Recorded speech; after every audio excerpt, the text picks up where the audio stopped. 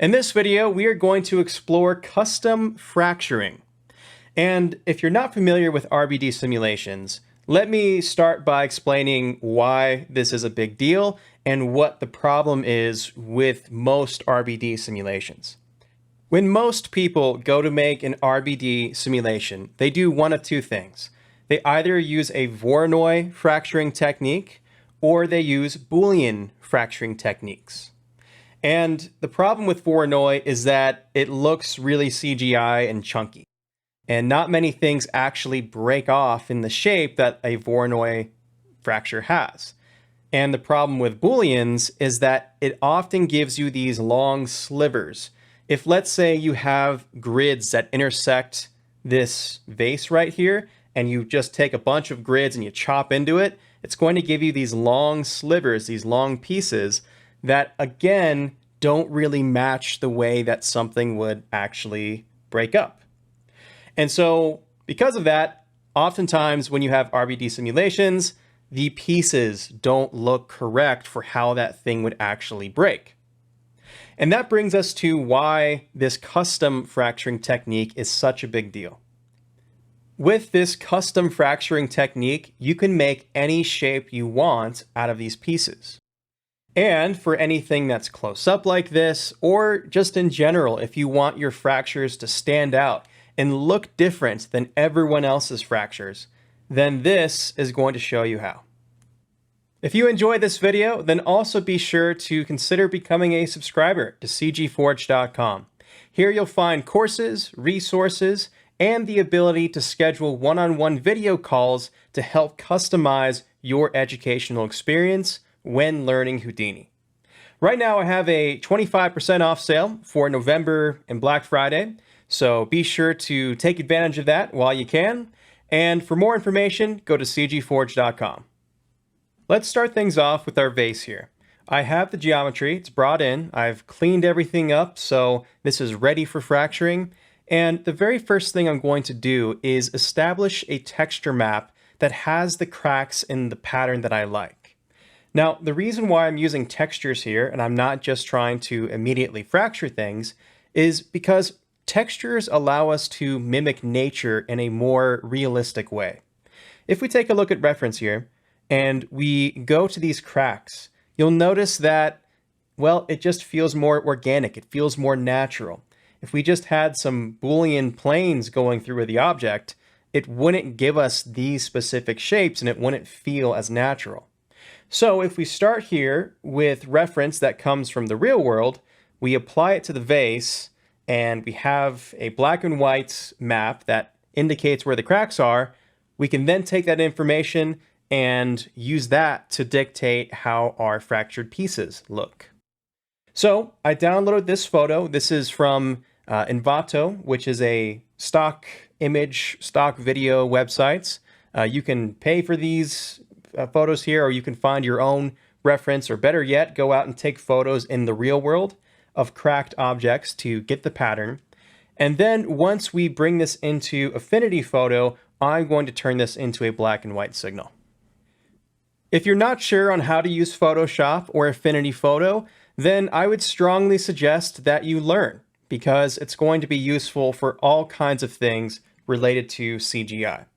But assuming that you're more intermediate level here, and assuming that you understand a thing or two about Photoshop and Affinity Photo, then let's check out how I can make a signal that works here.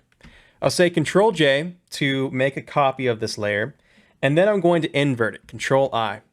I want the cracks to be white and everything else to be black. Also, I don't want any color here. So under the Adjustments button right here, I'm going to desaturate everything to get rid of all color, and then I'm going to create a levels.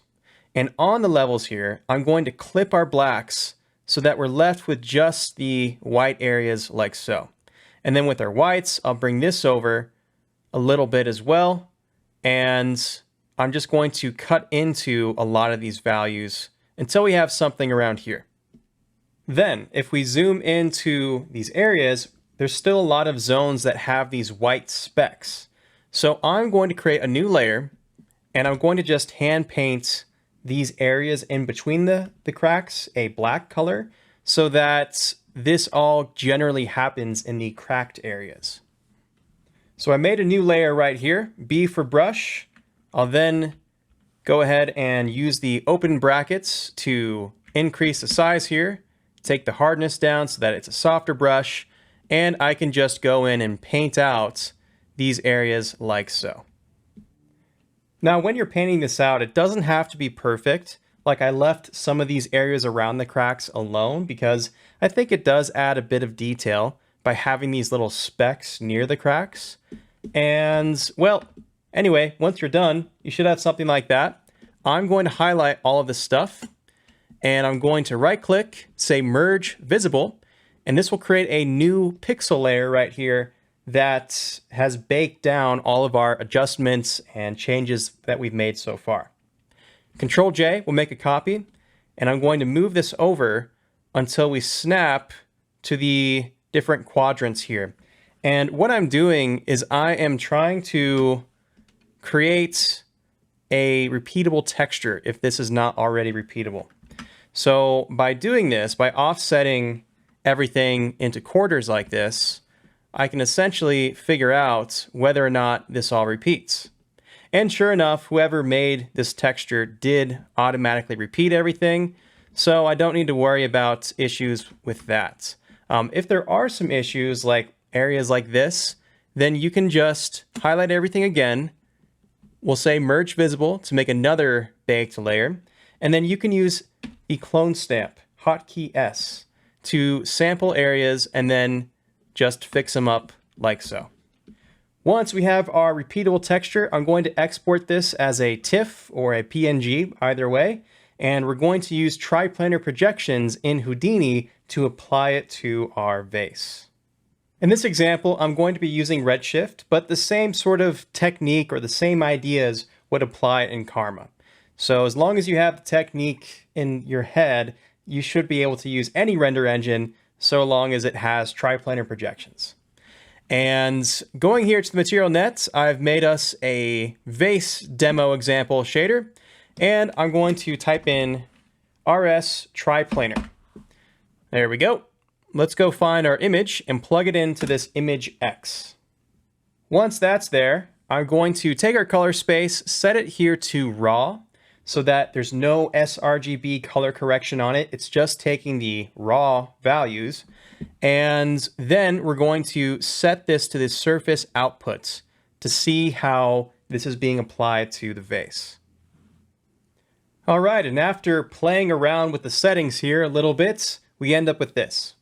Now, if you wanted to do this in production so that none of these cracks just stopped in the middle here, you could take this into Substance Painter and actually paint things out after this triplanar has been made.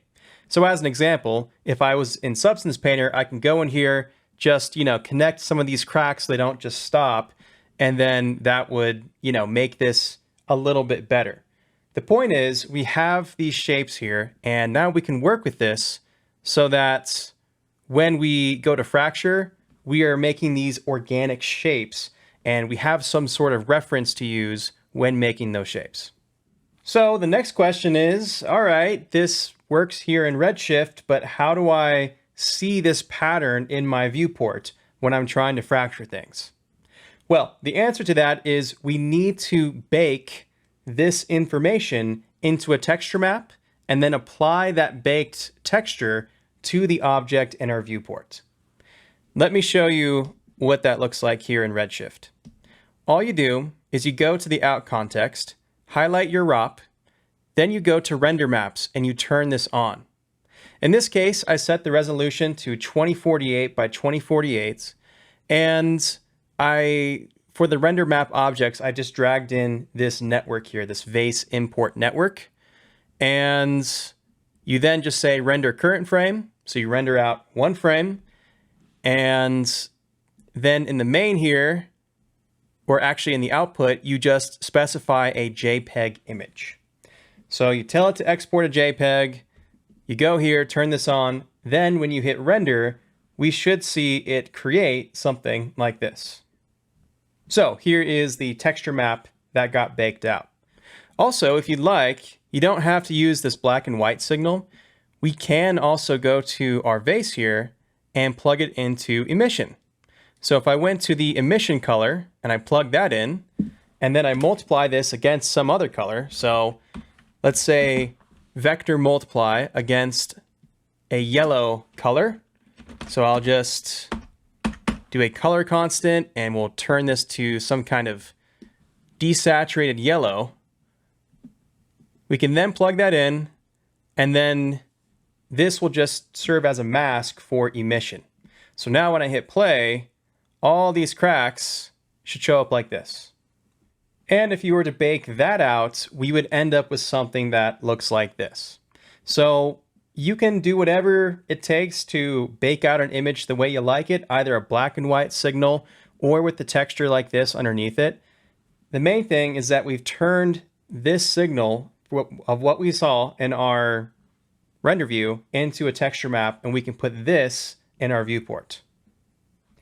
The node that's going to do that for us is the UV Quick Shade node. And then we'll go and just browse for that texture. So there's the black and white, and then here is with the color. And now, as you can see, we have the ability to know what those shapes are visually now in our viewport. With this technique, it does assume, however, that the pattern is not going to change in the future. So once you have a pattern you like, you want to stay with that pattern, because otherwise you'll need to redo this whole fracturing process. So just keep in mind that the fracturing is going to be dependent on the texture that you chose. But assuming that that's all locked in and good to go, now we have something to work with. So now that brings us to the fracturing. And in my opinion, there are two methods that you can use to do this. And I should say that I tried many different methods before settling on these two techniques. Technique number one, if you have extra time, is you can take a curve and you can make individual cutting planes for a Boolean. So you take a curve, you wrap it around, let's say this section right here, going along the lines for our seams here. And then once you have a line or a curve surrounding a section, you then close that curve, so it's a grid of polygons. You extrude it outwards so that it goes out of or away from the vase, and that is your custom Boolean cutting curve. And you do that for each one of these cracks. This technique is probably the highest quality because it takes advantage of the shapes in the back of the vase, but it also takes the longest. So if you need to have this custom fracturing visible from all angles, then this is the option for you. The other option is if you only see this from one angle, and you don't need to have everything line up on the backside of the vase. If that's the case, you can then just take a draw curve tool and you can just create lines from an orthographic view. So you can just go like this and you can just trace out the shapes like that. And every single time you trace out a shape, you want to go from one side of the vase to the other. So if I start up here as an example, I'm not just going to stop right there. I'm going to keep going until this whole thing reaches the other side of the vase. And I'm going to follow the cracks as I go down. If we do that a bunch of times for all these different cracks, it's going to line up from this specific view. And then we'll do the same thing from one of the side angles. So you do that from your main view, then you do it from a side angle, and based on these curves from an orthographic view, we can then take that into cutting planes that cut into the vase, and it's going to work again from one angle that you are seeing this from. This method isn't as high quality as actually drawing a curve and looping around every single time, but it still gives you very, very nice results. And it's much faster to create this. In the final render that you saw, I went with this technique right here. And I think it's probably the best technique for most situations. The only other situation I can think of that would require everything line up perfectly from all angles is if you were working on, let's say, a video game and you still had the glowing cracks situation where it's noticeable and you need to have all angles possible at any time. That would be the one situation where you need to make sure everything lines up from all angles. But if that's not the case, this is probably the best one for you. Also, this is not procedural, and I know many of you are trying to spin your wheels on how to do this procedurally, but trust me, it is not easy. It may be impossible and or very, very difficult to the point where it's not really practical if you're in production to try to make a procedural system out of this in time for a deadline. So that's why I'm showing this method right here. Assuming that you are in production, you don't have the time to invent the wheel if it's possible, then here is going to be the right way to do it. Back now in Houdini, I've set down a draw curve node. My visibility is over here on the UV quick shade, and I'm going to set this over to a front viewport. By it being orthographic, what that means is that there's no camera distortion as we're looking at this object. And that's going to be very important because we want this to not be distorted by our angle that we have in our camera. So now that we have that, we'll go to our multi-widget tool over here and we can start drawing curves. My suggestion is to start by drawing one curve. Let's say I go like this. And right now we can't see that curve. So once you draw out your first curve, you then want to use the Labs Thicken node. And we're going to thicken this out until it cuts through this whole thing. It's a little bit too crazy right now, but if we go down here and we say both directions, that's going to give us a cutting plane that'll chop right through, like so.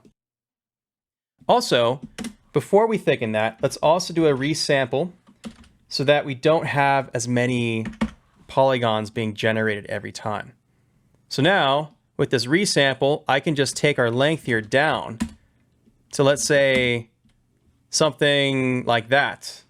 And that's going to give us less geometry and just, a better looking cutting plane in general.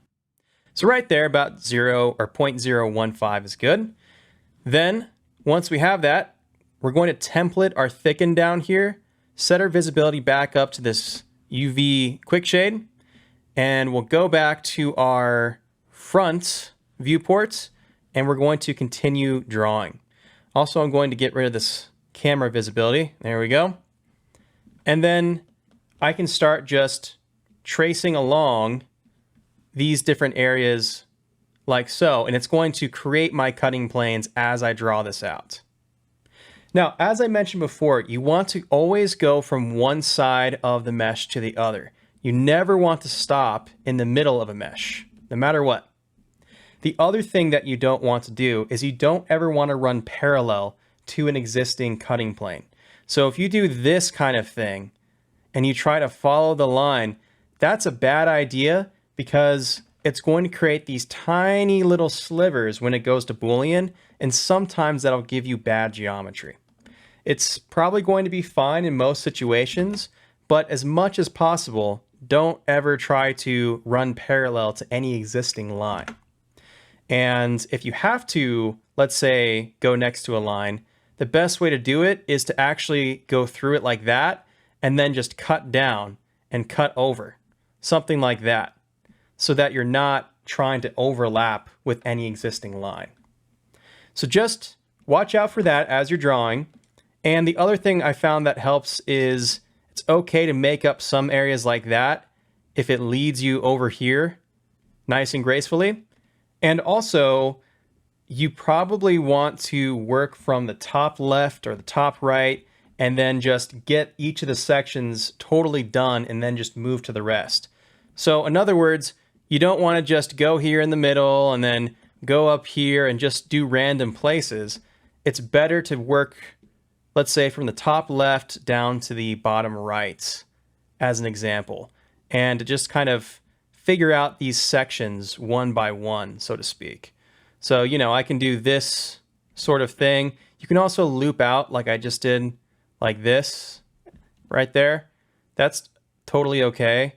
But yeah, you just go through and you create all these different planes.